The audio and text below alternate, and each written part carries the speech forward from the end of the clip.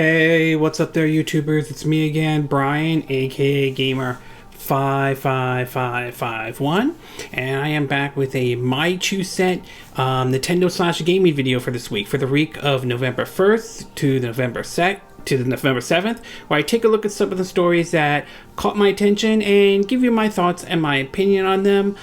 We have 5 that we're going to cover, including troubles Sega is facing, mostly certainly financial trouble though.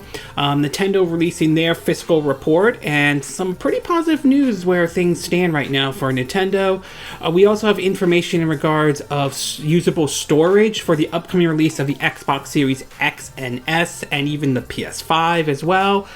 We have some sales numbers for, or at least some reports on sales for Pikmin 3 Deluxe, which is kind of mixed, or depending on how you look at it. Some of it may not sound great in the UK.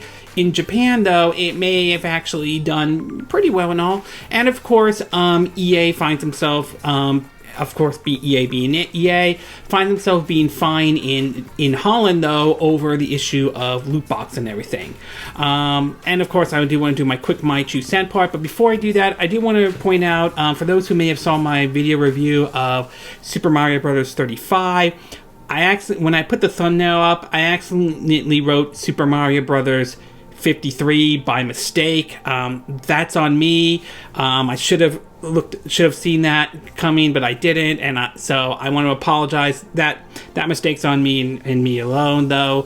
I meant to say Super Mario Brothers 35, review and all that stuff. So that was a hiccup. That's on me and all that stuff. But before we get started with with our My 2 Cent video, I do want to do a quick rundown of what is called the quick My 2 Cent part. Stories that kind of caught my attention to a certain degree, but I'm not going to go into a huge amount of details and all that stuff. The first one is a report from Business Insider that apparently it looks like for the 35th anniversary of Super Mario Bros. Series in general, Nintendo and Amazon are teaming up, so especially when you order something, you might see it come in when it comes in a box, it might come in with like the Super Mario Brothers logo on it and be designed and all that stuff with Mario and all. So not really a big promotion or anything like that, but hey, if you order something from Amazon, you might get it in a box that looks like, Super Mario Brothers 35th anniversary and so forth. So again, interesting, but not really a huge deal and all. We also learned that Galgun Returns is going to be offering a super limited edition called the Bear All in Super Limited Edition Birthday Suit Collection Edition, which has all these little art books, goodies, and all the little goggles that, well, let's just say the goggles are interesting the way they are promoted, though, and all that stuff. It still amazes me that considering that the series started on the Xbox and also made its way on the PS4 and PS3, that it's not coming to the PS4 and all that stuff. But then again, Sony made some decisions that, let's just say, I think is, again, it's their call, but I still think it's kind of a dumb decision. Meanwhile, Nintendo seems to be okay with this being on their system. It's like, I can't complain or anything like that. So if you're looking forward to the original Galgun, that's something to keep an eye out, especially if you want to spend money on this collector's edition and all.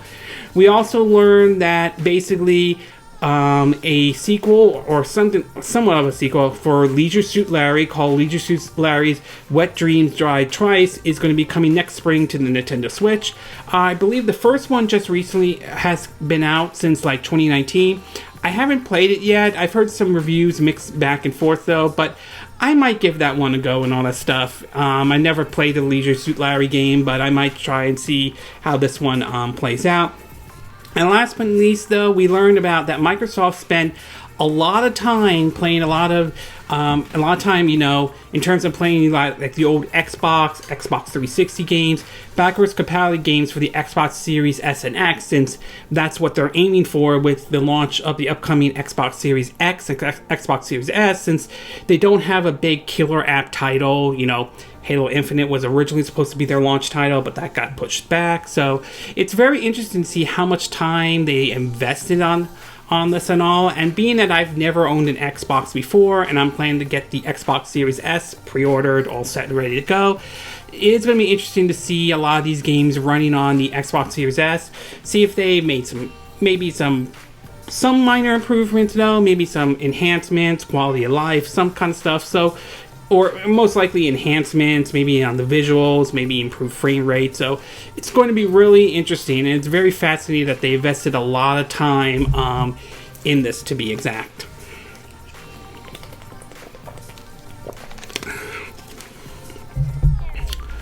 Okay, with the quick My 2 cent part now done, we'll get started with our first story, and this one has to do with basically, well, EA, the company that a lot of people like to hate, along with, to some degree, Activision as well. Now, I'm sure most of you are aware back in 2017 that EA tried to, basically with Star Wars Battlefront 2, try to push, loot boxes and microtransaction. And that was one of the few cases where we saw a huge backlash. The backlash got so bad to the point that the head of Disney, Bob Iger, had to call EA and tell them to take the loot boxes out because of the amount of backlash that it was generated, which, as a side note, I believe had there been no controversy, I don't think Disney would have called EA and told them to remove the loot boxes. I think they would have just kept it in there and all that stuff. So, but even with the removal of it, though, government officials started to investigate the dangers of loot boxes and all that stuff. So it pretty much open up a huge Pandora box for the actions that what EA pulled, to be exact. Well, it seems as though the several governments, particularly in Europe, most of it in Belgium, but also now in other countries like Holland, though, have recently made a ruling on EA's decision in terms of the whole issue regarding loot boxes and microtransactions, or mostly loot boxes in general. In an article from Game Industry Buzz, it reads that basically EA is going to be fined about 10 million, I think, euros over loot boxes as Dutch court sides with gambling authorities, though.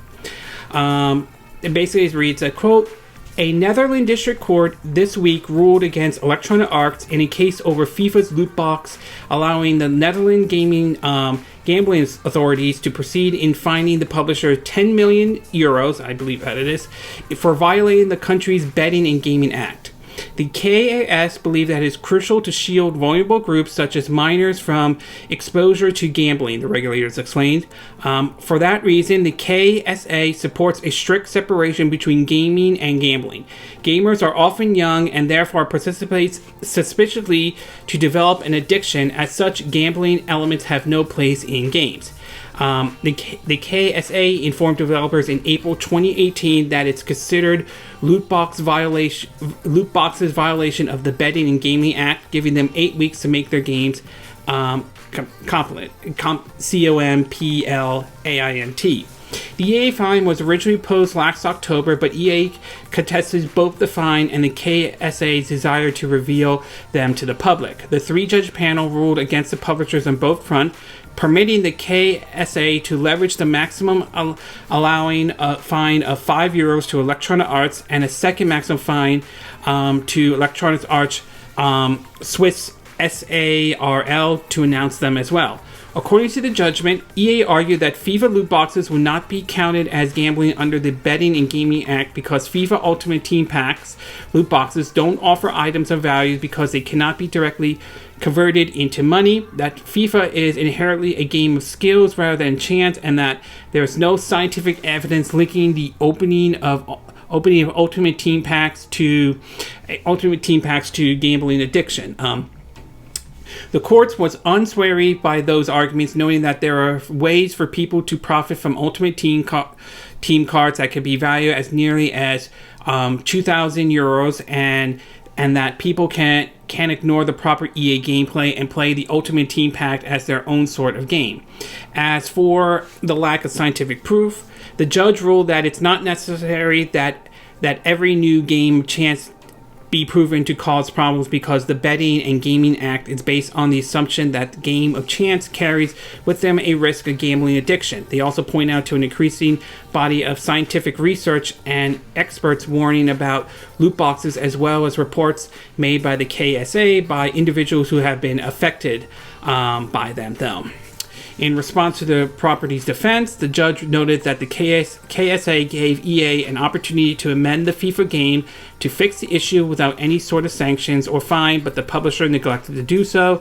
They added that EA itself still owns the game and has control over how it decides to make it comply with the law. Now, the article, there's certainly a long article, but basically they also added an update at the end, which is basically an EA representative has released a statement after that ruling, reading that, quote, "Players all over the world would have enjoyed FIFA and FIFA Ultimate Team for many years, and as such, we are disappointed by this decision and what it may mean for our Dutch community. We do not believe that our product and service violate gambling laws in any way. We are appealing this decision, and we seek to avoid a situation impacting the ability of Dutch players to fully experience and enjoy FIFA Ultimate Team.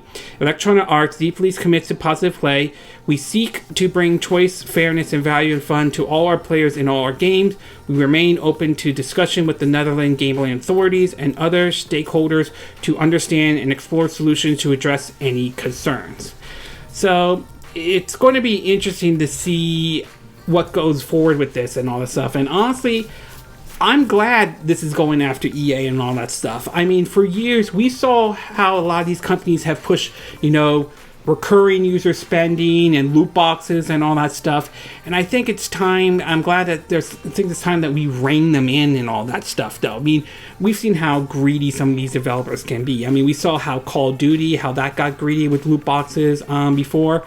And of course, Star Wars Battlefront 2 was a good example until EA was forced to take them out. And although the game certainly is a better game than it was at launch, though, it still will forever be remembered for its loot boxes and so forth, though. So my takeaway is that I'm glad that the the authorities there ruled against basically EA, though. It will be interesting to see what EA does, whether they continue to defy it or basically decide to remove Ultimate Team altogether. I'm not sure they're going to remove Ultimate Team, though. I wouldn't be surprised if they ultimately defy it, but we'll see if they're willing, if they continue to do that, if they're willing, if it's worth paying I believe it's the 10 million euros every week because of this. So overall, great that great that this is going after loot boxes and all that stuff, because honestly, I really don't think loot boxes should be allowed, especially in a $60 game, or for the next gen we're seeing like $70 games in general.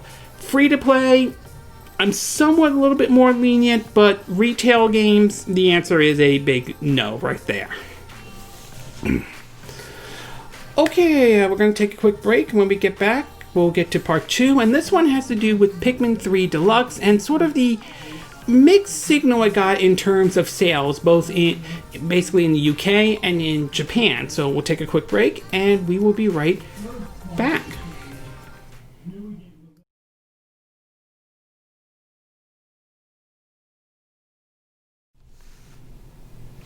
Okay, and we are back with part 2 of our My 2 Cent video, and for this one we're going to be taking a look at Pikmin 3 Deluxe. Now the game is basically just came out recently, though, and the game is basically a basically a port of the Wii U game that unfortunately didn't sell as much. Some of it could sell as well. Some of it could point to maybe Pikmin 3 is not a big, Pikmin series isn't a big franchise. Others may point to, like, the Wii U wasn't exactly selling great, and there could be multiple things.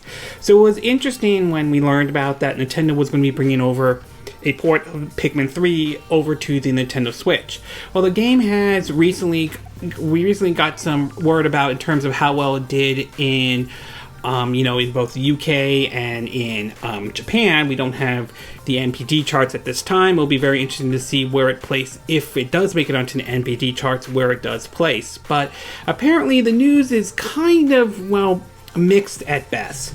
From both articles from Nintendo Life, in terms of over at the UK, though, it reports that Pikmin 3 opened this week with physical sales were lower on the Switch than on Wii U. According to the article, it reads a quote, "Last Friday saw the launch of Pikmin 3 Deluxe on Nintendo Switch, a new and improved port of Pikmin 3 which originally released on the Wii U. In an unusual turn of events, the Switch version hasn't managed to outperform the original game in its opening week sales in the UK at least. Thanks to the Switch's significantly higher install base, we've seen plenty of Wii U ports jumping over to Nintendo's newest console and enjoying great success. As one example, Mario Kart 8 Deluxe on Switch has already sold more than 26 million copies worldwide, with that figure even rising compared to the Wii U version's final total of just 8.45 million. Pikmin 3 hasn't followed suit, however. Game industry Biz reports that in terms of physical sales in the UK, the Switch version opening week sales are down to 18.5% when compared to the Wii U release. Physical charts data shows that the game debuted in 7th place, being outperformed by plenty of other Nintendo's titles which has been available for some time. It is worth noting, however, Nintendo doesn't disclose its weekly digital sales data, and if digital sales were included, that 18.5% gap likely won't be quite as severe. Digital sales are up across the board, after all, even more so thanks to the current pandemic, and we're sure plenty of Pikmin fans had chosen to download a copy of the game this time around. So, not a great side, at least on the physical side for Pikmin 3, at least in the UK, but it is possible, like they said, though, the digital sales could have made up for it, though, but still, not exactly great. Over in Japan, however, it's a completely different story. According to, again, from Nintendo Life, though, it reports that Famitsu Japanese chart figures are now in for October 26th to November 1st, revealing that Pikmin 3 Deluxe has debuted at the top of the pile. The game sold an estimate 171,349 physical copies in its opening week, according to Astro Advisory Japan. The founder puts it ahead of the Wii U's original for the region. It was recently reported that in the UK that the Wii U originally sold more than the Switch version, as I mentioned. They also said that plenty of other new games made it to the top 10 this week, including Shin Megami Tensei 3 and Watch Dogs Legions, although none of them can match Pikmin 3's opening number. In fact, Shin Megami Tensei 3, although it was at number 2, it only sold like about 52,481 copies compared to the 171,349 copies that Pikmin 3 sold in its first week. Over basically at in terms of hardware, it seems as though Switch continues to dominate. It sold this week with 66,682 units sold. PS4 3,066 units sold. PS4 Pro only 84. Xbox One S 15 and Xbox One X 21. It's going to be really interesting to see how the Series S and Series X do in Japan. I've heard stories about it that there's some excitement for it, but we'll have to wait and see. And of course, in terms of the Switch Lite, that so far has sold 20,303 units sold in Japan. The new 2DS sold 1,438, and the new 3DS sold about, basically 29. So, in terms of Pikmin 3, though, it looks like in terms of sales, though, it's a mixed result, though. I mean, it is a little unfortunate to see the physical sales are certainly down, and the fact that the Wii U version sold more than the Switch version, that's not necessarily a good thing, but it is possible the digital sales more than makes up for it, though there is always that shot. But at the same time, in Japan, it seems to be doing very well, taking the #1 spot, although it will be interesting to see the Famitsu report for next week to see where it stands then. Now, will it keep the #1 spot, or will it be dethroned, though? And I'm also very curious to see what the NPD charts numbers show, and see what place it's put in the NPD charts. Will the game do very well here in the US? Will it make it be like the top 10 best-selling Switch games for that month, or making it the top best-selling games for that month, or the top 20 to be exact? So we'll have to wait and see on that one. But overall, I would say mixed news in terms of Pikmin 3's deluxe sales. It seemed to be not doing as well in the UK, mostly on the physical side. Don't know about the digital side, although it could be doing well digitally though. But it seems to be doing well in Japan so far, for at least its first week when it came out. Okay, we're going to take a quick break. When we get back, we'll get to part 3. And this one has to do with in regards of usable storage for both the PS5 and both the Xbox One Series S and X, and it may not be good news for a lot of folks, especially if you're looking forward to picking up these systems though. So we'll take a quick break and we will be right back.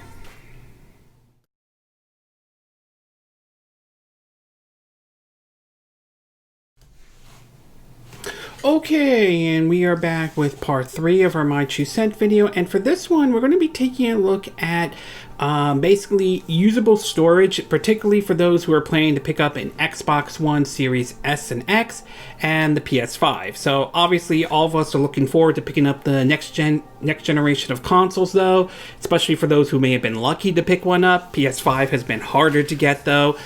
Xbox, on the other hand, I would say somewhat better than the situation with the PS5, but not a huge not by a lot, although I had an easier time picking up an Xbox Series S than I did with the than you would with the Xbox Series X, but that's based on my experience and all that stuff. Well, but for those who are looking forward to picking up these systems, whether it's going all digital or picking up a physical version, it looks like you're going to be having to gear up for a lot of these games taking up a lot of space and all that stuff, as we learned that basically how much space you're going to have in both the PS5 and the Xbox Series S and X. In 2 of the articles, first from basically both pure Xbox, we learned that in terms of those who are picking up the Xbox Series X, and I think this was reported, back in, this one was reported back in September 28th. It reads that, quote, "There's been a lot of talk of whether the 1 terabyte of storage space is enough for next generation consoles, so be warned, you won't actually be able to get access to 20% of the space on Xbox Series X. As reported by IGN, the internal SSD provides you with 802 gigabytes to store your next-gen games, with the rest being taken up by the OS and system files. It's not entirely unexpected, but a bit of a downer." This is what one of the folks at IGN said, quote, "To be clear, it's 802 gigabytes of usable space after OS and system files. When you plug in the very pricey Seagate 1 terabyte storage expansion slot that gives you all the benefits of the internal drive, it adds 920 gigabytes of usable storage.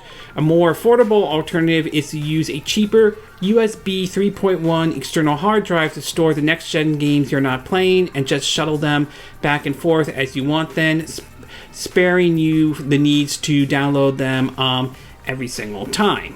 However, recently we now learned about the storage space in terms of the Xbox Series S, and unfortunately this one is going to be only about 364 gigabytes of usable storage. According to the article from Pure Xbox, it reads, quote, "Microsoft's next-gen Xbox Series S will arrive with 512 gigabytes of custom SSD storage when it launches on November 10th, but reportedly only 364 gigabytes of that space will be available for gamers and apps. This has been suggested by the lucky customers who received their Series S a whole week earlier than expected yesterday, informing fans on Reddit of the available storage figure when questioned.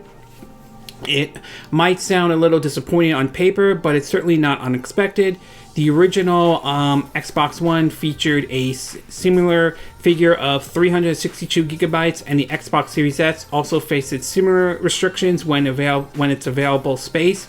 Fortunately, the Xbox Series S does support external drive for playing backwards compatible games, as well as storing next-gen titles until you're ready to play them.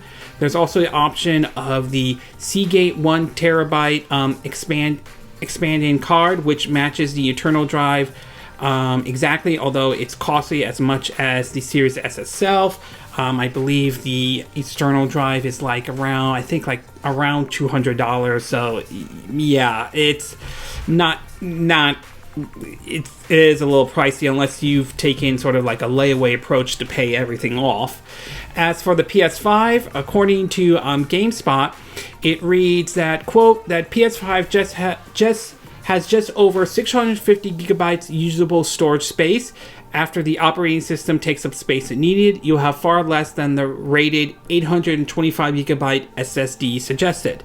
According to the article, it reads that, quote, the PlayStation 5 launches in just over a week on November 12th, but Sony still hasn't concretely stated just how much of the SSD will be available for you to install games on. We have now confirmed that it's going to be just over 650 gigabytes. The PS5 ships with a custom 825 gigabyte SSD, but not all that will be free for game installing. The console's operating system needs some of that space for the get-go. We tested ourselves, and there's roughly 667 gigabytes free to install games.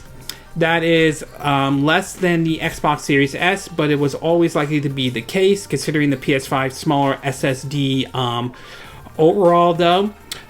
They also point out this is especially important considering how big certain next-gen games are going to be. Call of Duty Black Ops Cold War, for instance, will be 133 gigabytes on PS5.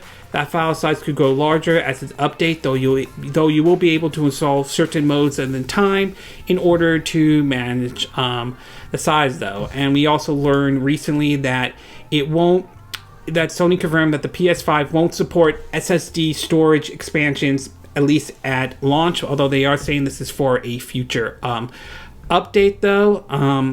The article basically from The Verge writes that, quote, it will be great if we if that happened by launch, but it's likely be a bit past, so please hold off on getting that M.2 drive until you hear from us. Cerny, C-E-R-N-Y, says. What's the holdup? Well, as he explains, not all M.2 SSDs are fast enough to keep up with the PS5. PS5 thin enough to fit into the SSD bay, or compatible with Sony's I/O controller, and Sony promised to do capability tests late this year to make sure, at the very least. He also suggests that off-the-shelf SSD will need to be delivered more than 5.5 gigabytes per second of bandwidth over a PC LE Gen 4 connection, and not to have a giant heatsink so large that it won't fit into the PS5 bay. So basically, it looks like for some of the games they also mentioned, Sackboy: A Big Adventure is like 32 gigabytes, Spider-Man Miles Morales is 50 gigabytes, but the Ultimate Launch Edition, which includes the remastered Spider-Man game, will be 105 gigabytes, Demon's Souls 66 gigabytes, and as mentioned, Call of Duty Black Ops Cold War 133 gigabytes, though. So for those who are planning to get a next-gen system, whether it's the PS5 physical or digital, or the Xbox Series S or X, especially if you're getting the S or the PS5 digital, though, you're going to have to work really hard to manage a lot of the games and think what games you want to download, to even what modes you want to download as well. So this is certainly not going to be good news for a lot of folks, at least, or especially for some folks, it might be a pain in the ass, though. But for those who, like for me, I'm not really big on getting Call of Duty, let alone the multiplayer mode, so I might hold off on getting that game or just focus on just the single player mode, if that's even possible, to be exact. But still, especially with that Seagate 1 terabyte card that for the Xbox Series S and X, I mean, great that they have it, but around over $200, that's a bit pricey. So unless you've saved up money or for a layaway approach, it's going to be hard for a lot of gamers, especially for those who are planning to get a PS5 or Xbox Series S and X. So overall, not the news everyone wants to hear in terms about usable storage, though, but it's going to be very tough for some folks out there. So hopefully those who are planning to pick up these systems, hopefully you found a way to sort of manage in terms of usable storage, though. Okay, we're going to take a quick break. When we get back, we'll get to part 4, and this one has to do with Nintendo, and they just recently released their fiscal report. So we'll take a quick break, and we will be right back.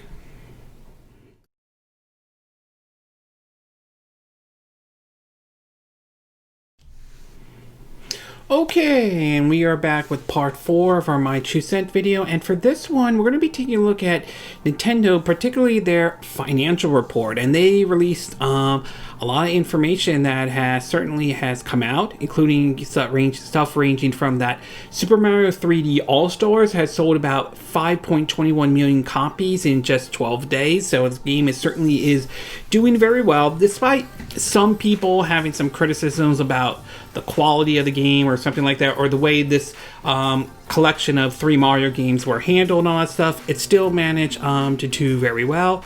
As far as the Nintendo Switch goes though, we learned that so far it has reached 68.3 million units now sold. And when compared that to other systems though, it certainly has surpassed the Wii U, make no mistake though.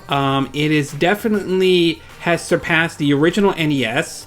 It's getting the original NES to be exact. Yep, it certainly surpassed the Super Nintendo, the GameCube, the Nintendo 64. It has yet to overcome the Wii, the DS, or the 3DS, although at 68 million, with Nintendo 3DS selling about hardware in terms of 75.94 million, I would say it will certainly surpass the 3DS soon, and it is certainly possible this system could technically basically surpass basically the Wii. I mean, I know it may seem like a long shot for some, but it's certainly not out of the question. It is possible this could actually surpass the Wii.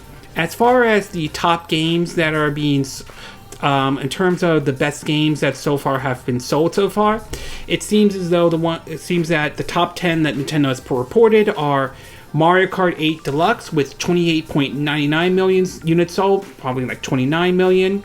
Animal Crossing New Horizons sold 26.4 million copies, though. Super Smash Bros. Ultimate sold 21.10 million. Legend of Zelda Breath of the Wild 19.74 million. That game is still holding on, which is interesting, and it's going to be interesting to see how the sequel, Breath of the Wild 2, or whatever Nintendo's going to call it, how that one fares. Pokemon Sword and Shield, basically both of these games combined, have sold 19.2 million. Super Mario Odyssey at 18.99, I'm going to assume 19 million. Pokemon Let's Go Pikachu and Eevee at 12.49 million. Super Mario Party at 12.10 million. Splatoon 2 at 11.27 million. And New Super Mario Bros. U Deluxe at 8.32 million. So obviously these are the top 10 best-selling games on at least Nintendo's fiscal report, but to see Animal Crossing New Horizon make it onto that list is definitely kind of interesting. What was once viewed as sort of like a niche title doing that very well. I mean, obviously a lot of people are enjoying it. Again, I'm not a big Animal Crossing person, but I understand the appeal, and with the whole situation with the pandemic going on, obviously this is certainly sitting well with folks. Big time though. We also learned, at least according to the article Thumbstick, we also learned about how some Nintendo games are more popular than what people originally think, though. Basically, some of their games like Luigi Mansion 3 has sold 7.83 million units. We've also Clubhouse Games 51 Worldwide Classics has shipped 1.81 million copies. Paper Mario, the Origami King, and Xenoblade Chronicles Definitive Edition has sold 2.82 million and 1.40 million copies respectively, which certainly is good. I'm glad the Origami King is sitting very well, and I'm also glad that Xenoblade Chronicles Definitive Edition, that one's doing well. That's certainly good. I'd like to see a port of Xenoblade Chronicles X make its way over to the Nintendo Switch Nintendo. And Ring Fit Adventure is still selling well at 5.81 million units out there, which is pretty amazing for something that relies on the peripheral, but That's doing very well indeed. So it's very interesting to see how well the Switch is doing right now. Now, it's going to be interesting to see what happens come, say, when the PS5 and the Xbox Series S and X are. It's going to be interesting to see how well Nintendo can maintain that with those systems coming out. Maybe it will still continue to do very well. I mean, look what the situation with the PS3, the 360, and the Wii. Despite the Wii not being as powerful as the PS3 or 360, that still was able to do very well on its own, selling like 101 million units during its lifetime. So it's possible that could be the case with the Nintendo Switch, although it is still possible. We've heard rumors about them doing the Switch revision, possibly telling developers to get their games 4K ready for the whole using that DLSS technology for the next Switch and all that stuff. So we'll have to wait and see on that. But the overall takeaway is that Nintendo is definitely doing really well indeed in terms of financial stuff. It's certainly a reversal from the days of the Wii U era, though. Again, still want to see how the Switch will play out with Xbox Series S and X and PS5, but right now, Nintendo must be pretty happy where things are standing at this very moment. Okay, we're going to take a quick break, and when we get back, we'll get to our fifth and final part. And this one has to do with Sega, which unfortunately, at least in Japan though, Sega sort of is facing some certain financial trouble lately, particularly in some of their departments. So we'll take a quick break, and we will be right back.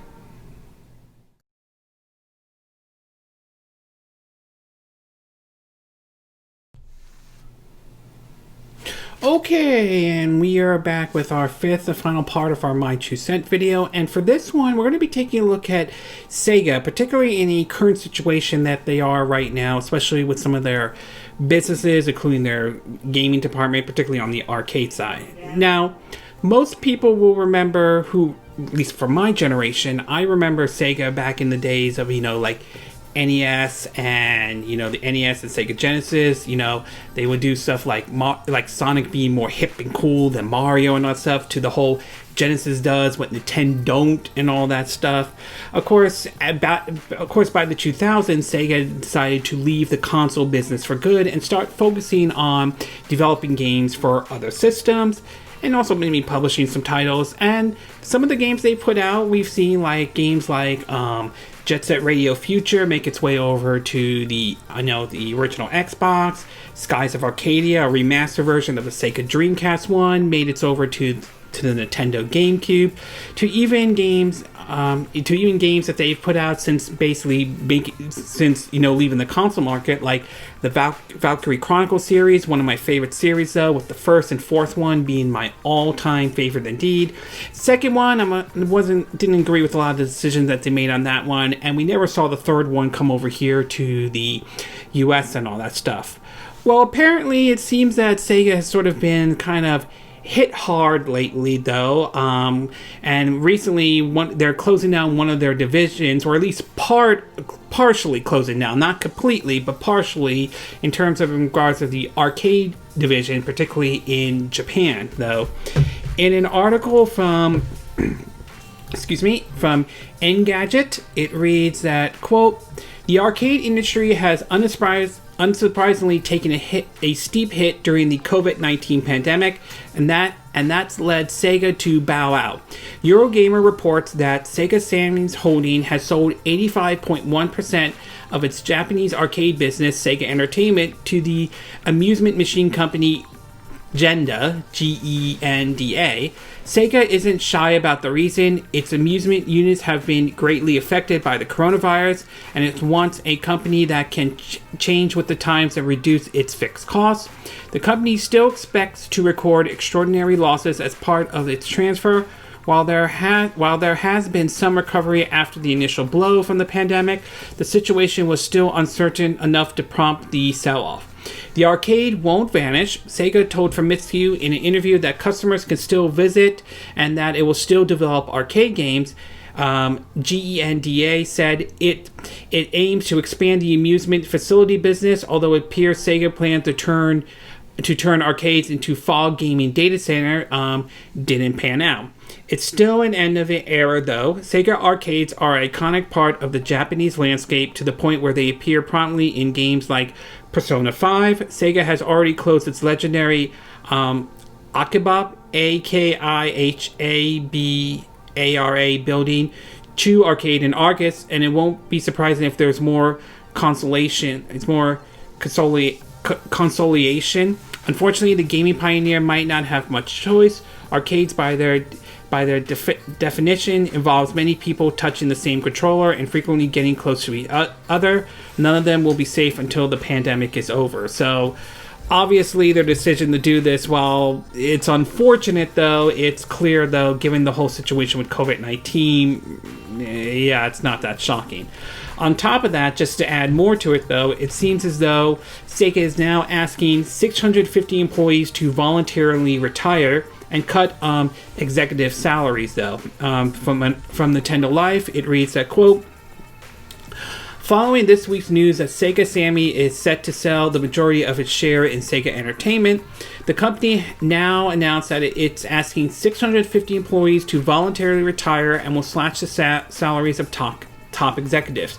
The company formed by a merger of both Sega and Sammy in 2004 has revealed its plans in a new published notice of forecast document. As spotted by Kotaku, the notice reads, in light of the situation that many of our group businesses are significantly affected by COVID-19, we have established a structural reform committee to reform our organization structure to adapt to the external environment. In order to recover earnings at an early stage and achieve sustainable growth in the future, we consider that it's necessary to promote cost reductions centers on fixing expenses and build an even more effective system and is dedicated to call for voluntary retirement of employees.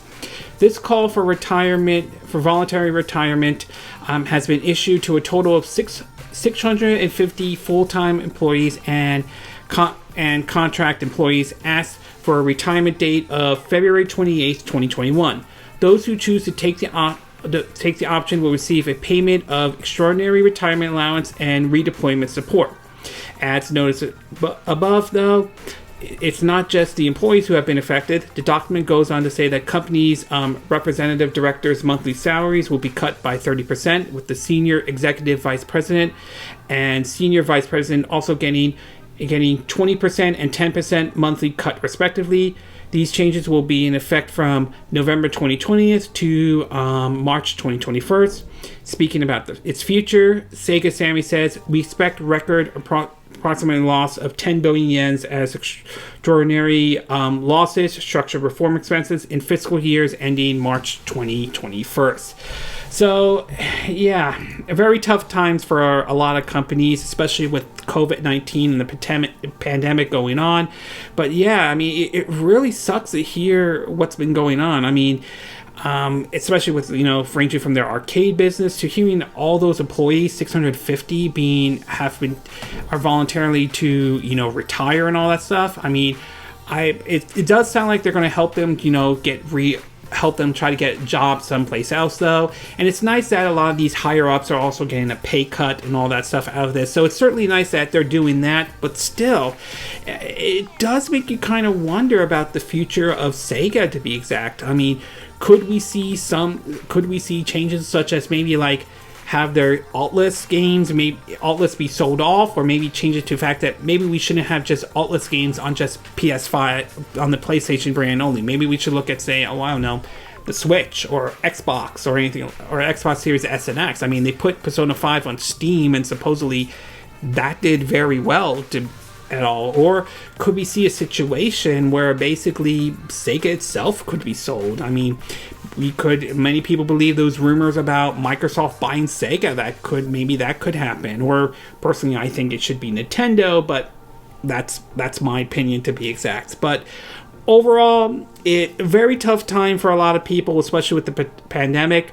Sega, unfortunately, is facing some tough times indeed. I hope those employees are able to rebound and get new jobs, to be exact. I'm hoping Sega could rebound on that stuff, but yeah, especially with the whole situation with COVID-19 has really thrown a wrench at a lot of things. So I'm really hoping that Sega can really turn things around for themselves. So hope for the best for Sega, and I certainly hope those employees who are retiring and all of that stuff, voluntary retiring, I'm hoping they're able to find new jobs out there, though.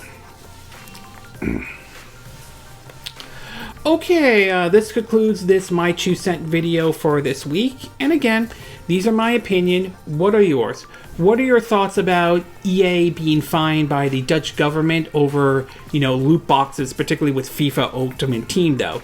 Do you think the Dutch government are well within their right on this? Do you think EA does have a valid argument and they should appeal this? Do you think that they are willing to bite the bullet and take this fine? Or do you expect that they will eventually remove FIFA Ultimate Team, especially in other countries that have basically strict, gambling laws, to be exact? What are your thoughts about Pikmin 3 Deluxe in terms of the sales in both the UK and in Japan, though? Are you surprised to see it take the #1 spot in Japan for this week? Are you somewhat shocked to see that in the UK, the Wii U version sold more than the Switch version? Do you think the digital sales may have made up for the lack or the terrible physical in terms of physical sales, to be exact? What are your thoughts about the whole situation with the whole usable storage, especially with Xbox One Series S, X, and PS5, including the all digital PS5, though? Is this somewhat concerning for you in any way, though? Are you prepared for these kinds of situations with the whole storage issue? Do you or has this in any way turned you off in terms of picking up the PS5 or Xbox Series S or X? Or are you not bothered with this at all in any way? What are your thoughts about the fiscal report that Nintendo has put out? Are you surprised to see the Switch sell 68.3 million units so far?